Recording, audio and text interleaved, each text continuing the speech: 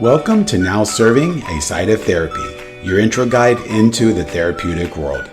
Together, we'll explore various aspects around how to show up for ourselves and others by tending to our own mental and emotional well-being.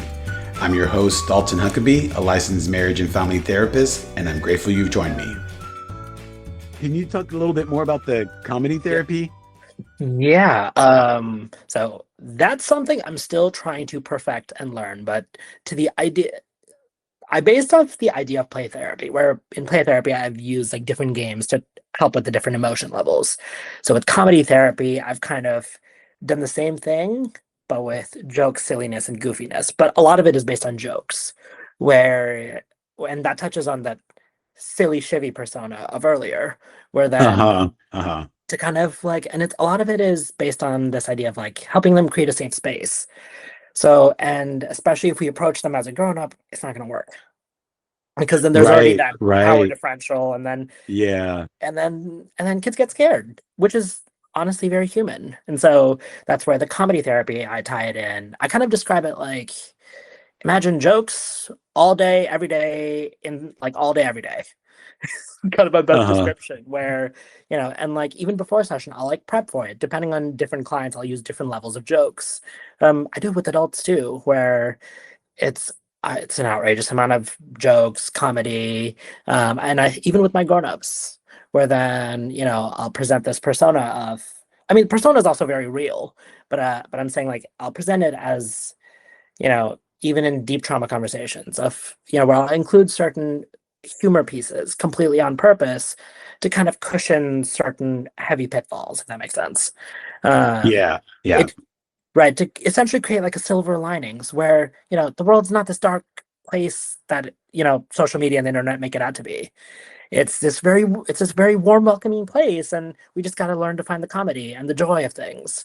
So oftentimes it leads me to hours of research on Google to find jokes, and then you go through the first 3 pages of Google and you've seen all the jokes, and for some reason all the websites are like fatherlyjokes.com or motherlyjokes.com, and you find yourself finding jokes about sheep, burgers, whatever you name it. I've found the jokes of. Jeez. Uh, And so you kind of like include like what you say, clumsy Shivvy, you said, mhm, right? mhm, Right? Into mhm. the kind of these acts of comedy, right? And so Yeah. are there other personas of Uh-huh. Shivvy that you Uh-huh. yeah, yeah. What are There's some more there's examples? there's one for almost every emotion. I think one of my favorite ones is tantrumy Shivvy, where so a lot of my young ones um er, so a lot of my young ones do this, especially once they hit like 7 or 8. That's usually where the tantrums start. Usually because at that point the kid brain is very much like it's very much black or white.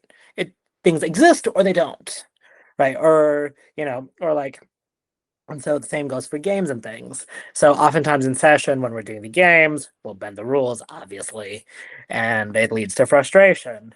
And so there's a persona called Tantrum Shivvy. Tantrum Shivvy loves throwing equally as many tantrums. Of, well, that's not fair, and like I'll go on ex dare I say exploiting that idea. Where then Yeah, kind of catastrophizing it, if you will, like Yeah, making it more. yeah. Uh-huh. And Yeah. although I'll kind of and here's an interesting part. I learned this from Anna actually. Just a little bit of kind of like taking that catastrophing idea further. Although I kind She of mentions that in our very first episode, and where Yeah. she mentioned that. Yeah. Yeah, it's one of my favorite tools. I love using that, especially when I notice kids going down it's what I call the spiral of doom, where one thought leads to the next, and soon, the brain is spiraling and it You're like, leads to oh anxiety. no, not the spiral of Yeah, doom. yeah.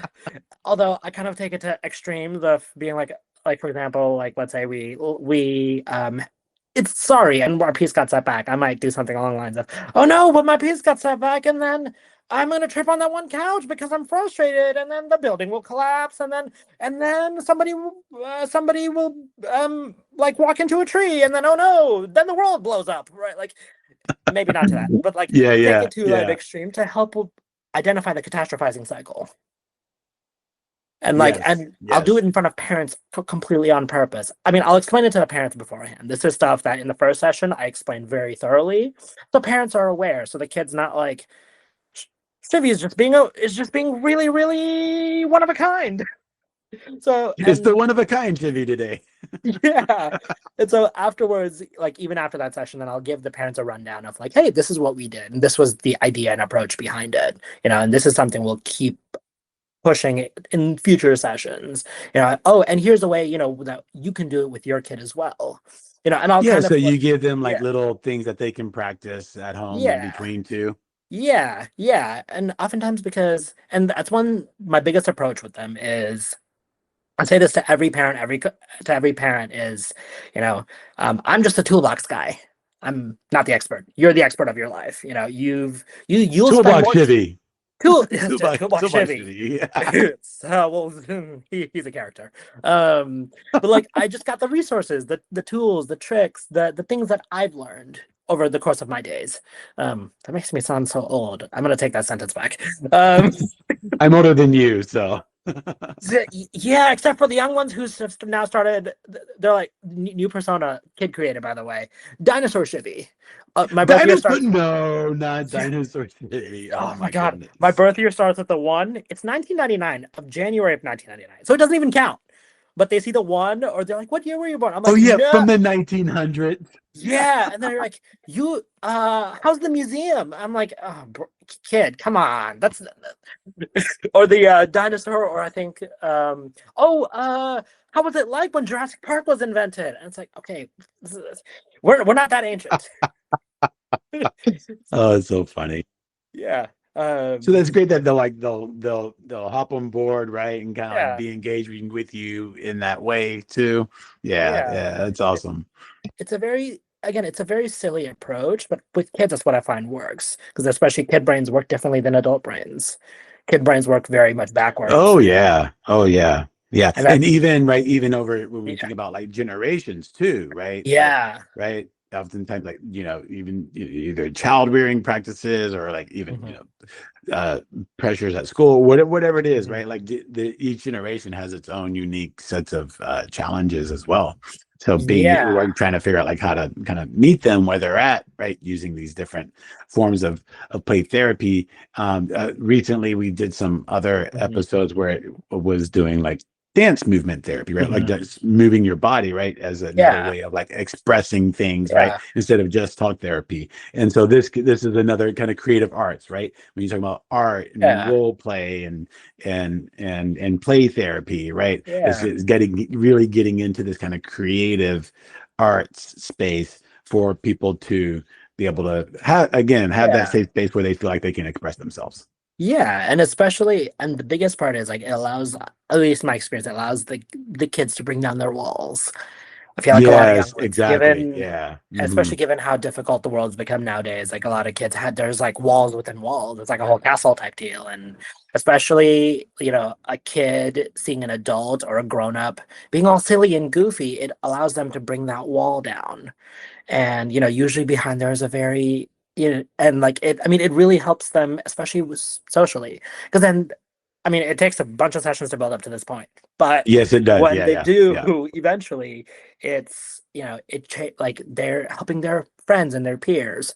All the catches for some usually takes about a year or so, Yeah, usually about a as year. we kind of often will reflect on, clients, in between, you know what I Yeah, mean? It's like walking yeah. when I'm walking the dog or whatever. And I recently kind of had this idea around, it's like you said, it's like, yeah, kids might not initially feel like, okay, well, who is this person, right? How can I trust Mhm. you, right? So, like you said, those walls are going to be up, and so we want to be able to acknowledge that, yeah, we can. That is Yeah, understandable, right? That maybe you yeah, don't trust me yet, or right, yeah, or may feel uncomfortable, right, in this process, and so naturally, right, you might have this kind of feel a little bit of off-putting, yeah. right? But then when they start to ask you questions or they start to open up more, right?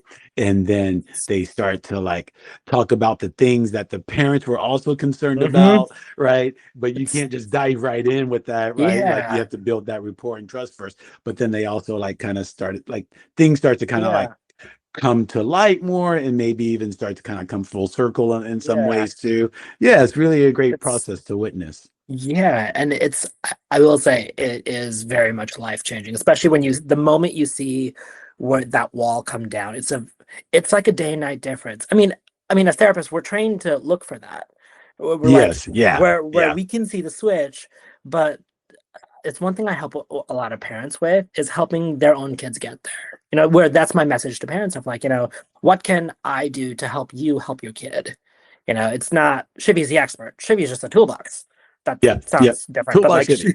toolbox Shivvy, he's got the tools. And it's like, how do we get the parents to help their own kids? Especially because a lot of parents nowadays are like, I can't mention the amount of times I'm turning to simple biological explanations, quite literally, of like for kid mental health, of things along the lines of like, how much are we sleeping?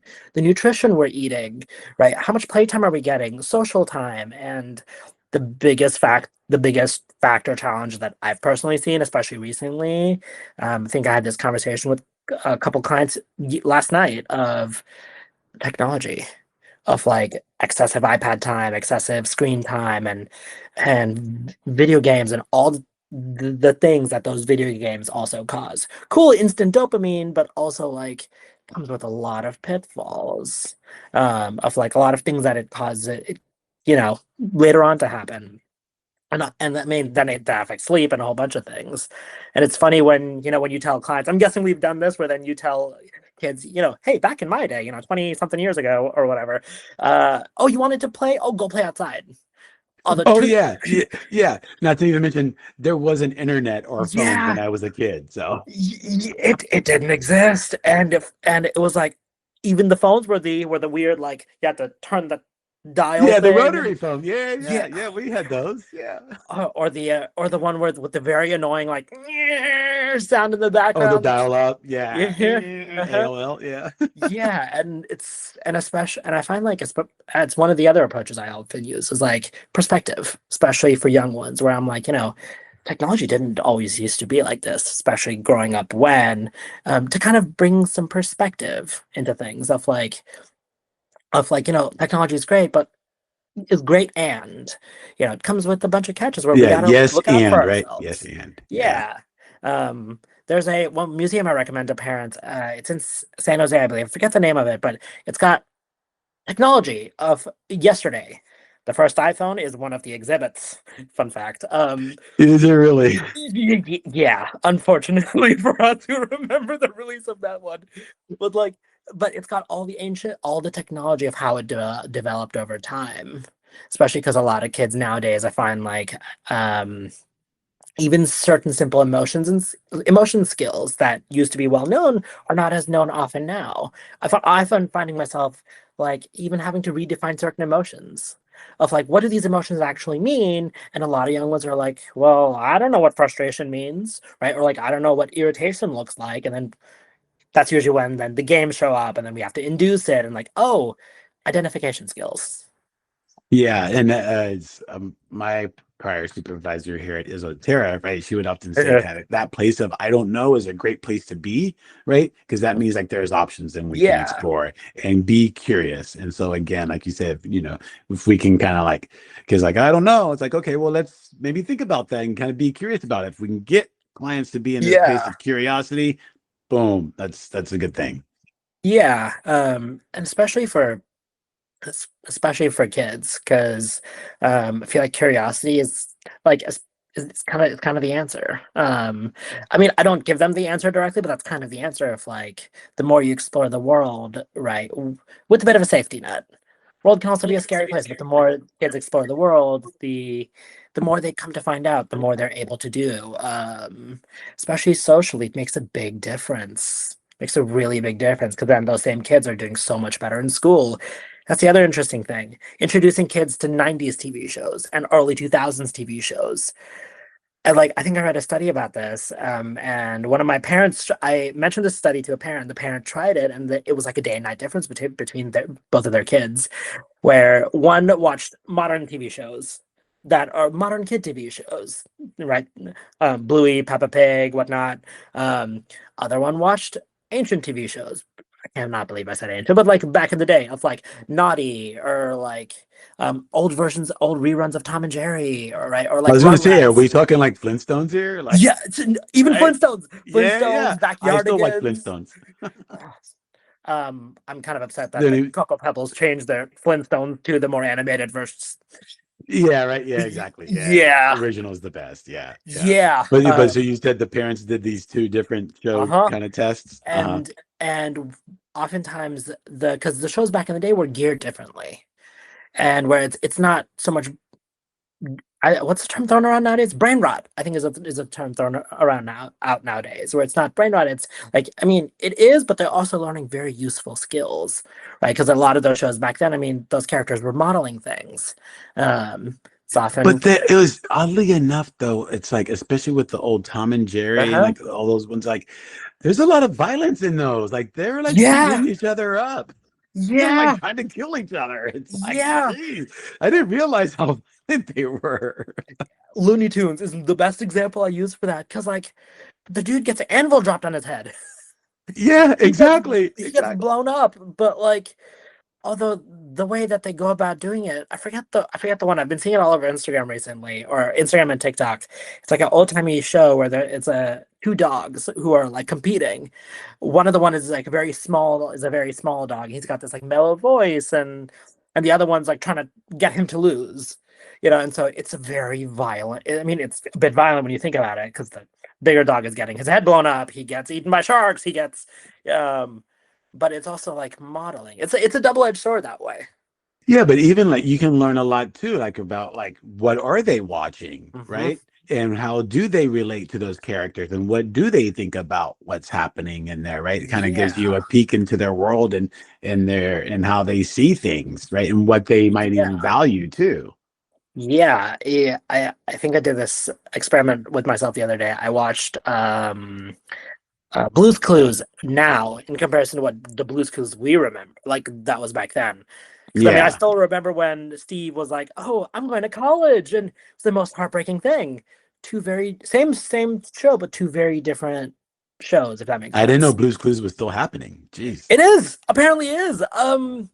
It's a very different show now than the Blues Clues we remember. Although, because a lot of that Blues Clues was more like, I mean, the one now, I mean, it still teaches certain skills, but then there's certain other elements that are very new, right? And like things change over time, and that's great. But also, I feel like it takes away from that thing that kids are not learning nowadays, especially Because when it they're comes so to emotion. glued to the Yeah, right yeah, video games and whatnot. I think you were yeah. talking about. Uh-huh. Yeah, even when I think I had it this morning where kiddo comes in and goes, "Oh, I'd much rather be at home watching what was it? Um there's another TV show, Bluey, and then there's one more. Or maybe watching South Park or whatnot." And I'm like, interesting. Just very peculiarly interesting. Uh, let's dive into a little bit around mis perceived misbehavior Hmm. that might come up. Um, Yeah. because right, because sometimes parents will come to us and say, Hmm. okay, well, my kid's lying, right? For Hmm. example. And again, every case is unique, every case is different, Hmm. and but there's reasons behind behavior for all of us, Yeah. right? And Yeah. so I was just kind of curious, like, what are some techniques Yeah. you've taken like towards Yeah. like addressing some of like whether it's lying behavior or Yeah. um hiding stuff or whatever it Yeah. is? I kind of I kind of base my approach on what I call the Urn of Emotions. I totally based it on Aladdin, where the scene in Aladdin where like he's hiding in that big like urn thing, where our emotions are like that, where especially with misbehavior, it's not the kid being intentional, because intentionality is not something the kid brain has picked up on yet. That's not something they Correct. learn until teenage years. A lot of it is the idea of the castles, where there's like walls within walls within walls, especially out of, and with especially kids who've seen trauma, pretty severe trauma, whatever that may look like. It's very hard for them to, because it's adult emotions in a kid body. it's not going to work. So the naturally walls go up. And so oftentimes I'm finding myself telling parents, hey, it's not that your kid is being doing this on purpose. It's that it's a lot of it is out of fear, and there's a few root emotions that often it boils down to. Once you get past all of the walls, a lot of that is shame and guilt. There's a Yeah, whole yeah, play between shame and guilt where the kids, especially nowadays, where I can't tell you the amount of kids who, once we get to that point, who are like, I don't want my mom and dad to see me, blah, blah, blah, blah, blah, or I don't want them to think any differently of me, right? Or like, I don't want to disappoint them. I don't want to, all these things. And it's very much and so even with misbehavior, right? Or where the kid's not listening, or the kid's not this or not that, oftentimes the root cause is something else. There's something else happening where the symptom that's being presented is a symptom. I even use that yeah, explanation yeah, for depression, where depression, anxieties, I describe them more as symptoms, especially to parents, where then, that's the body signaling system of like, hey, something else is happening, something's yeah. wrong. This is the way it's being expressed. Yeah. Yeah. Yeah. And even the explanations of like where the brain and the body experience emotion very differently. The brain is a lot faster, the body is a lot slower to processing that same emotion. So the brain might have moved on, but the body's taken an eternity to get with the program. It just means, I mean, it's very human. I mean, it happens to all of us, but especially with Sure, kids, sure. that process gets lengthened by a lot. So especially with certain misbehaviors, sometimes it comes from that too, of where the brain's moved on, they're trying to move on, but the body ain't cooperating because the body wants to take time to feel that emotion. That causes cognitive dissonance, and then that causes a whole bunch of other things, and especially that leads to being overwhelmed. Overwhelmed is usually that tipping point on the coaster for misbehavior. It's not intentionality, it's just there's too many emotions, too many feelings, too many grown-up Right. feelings in a kid body. Yeah, yeah, yeah. And so I was also thinking when you were just talking about how when we learn, how it's easier to learn when our brain is in a relaxed state, right? Mm-hmm. For example, playful. Mm-hmm. Whereas if we're, um, kind of feeling really overwhelmed and we're trying to learn, like the strong emotions that are feeling Yeah. overwhelmed, like literally block the prefrontal cortex from Yeah. logical reasoning, right? So Yeah. physiologically, It's there's an inability to logically reason yeah. when we're in this overwhelmed state. And so Yeah.